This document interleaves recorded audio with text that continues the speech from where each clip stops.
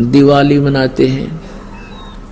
अब इसमें के फंड शुरू कर दिया, बम भटकावेंगे, कितना प्रदूषण हो जाता है। किसी की आंख में डाला गया, आंख फूट गई, किसी के कपड़े जल गए, किसी के खेतों में पूड़ियाँ जल गई, किसी का घर में आग लग गई, और प्रदूषण निरा।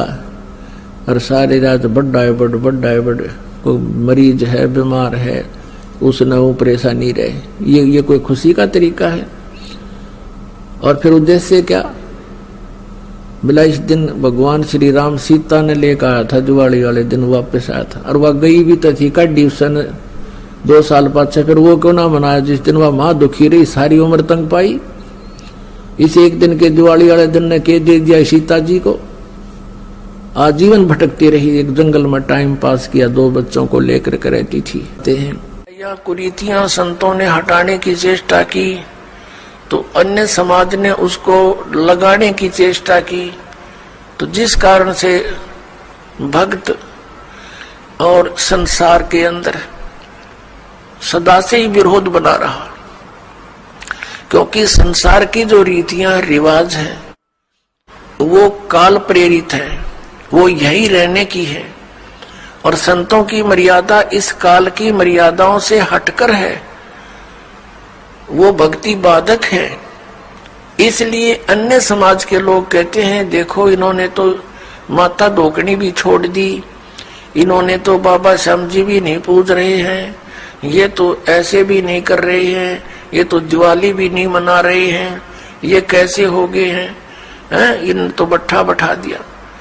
एक भक्त बतावा था, कहने लगा जी आज 10 वर्ष हो गए हमने कोई त्योहार नहीं मना लिया।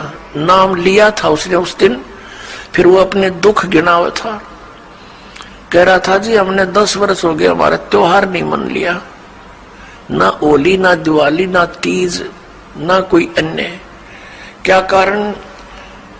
कि हमारा परिवार है, कभी तो हमारे घर में कोई खुद जवान भाई की मृत्यु हो जाती है, 1 वर्ष उसकी चिंता पूरी होती है, तब तक दूसरा कोई रिश्तेदार निकट में, जैसे बहन का पति मर गया, फिर त्योहार मने नहीं, फिर कोई बिल्कुल साथ में का केताऊ का मर गया जवान, फिर ऐसे फिर लड़का मर गया। 10 वर्ष हो गए हमने त्योहार नहीं मना लिया। तो फिर इन त्योहारों को किस लिए मनाते हैं? या तो फिर भी मनाओ अगर इतने कंपलसरी है तो। ये कहने का भाव ये है यहाँ कुछ मनाने की जरूरत ना है, या तो भगवान के गुण गान की आवश्यकता है, और उस समय को याद रखे, ये जाने का समय याद रखे।